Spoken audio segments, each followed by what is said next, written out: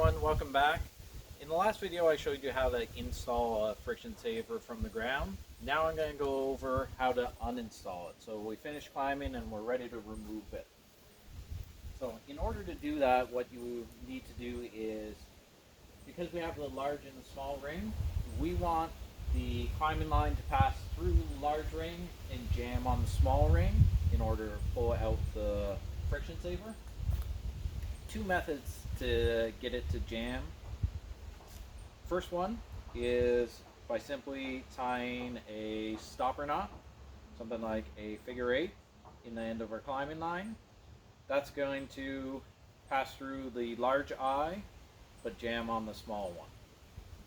Next method is to use something like a retrieval ring, which is just what it implies. It's just a small ring that's going to pass through, again, large ring in the friction saver but jam up on the small one. So I'm going to demonstrate using the retrieval ring. So to use it, all I do is girth it onto the end of my climbing line,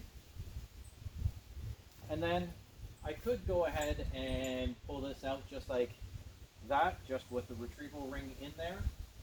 One disadvantage to doing it that way is I don't have control of the friction saver as it comes out of the tree, and if something were to happen and it got jammed up, or if I had tied a stopper knot and it didn't go through the large eye, I wouldn't be able to retrieve that again and correct that. So what you do is, instead, we're going to attach our throw line to the end of the climbing line or your retrieval ring.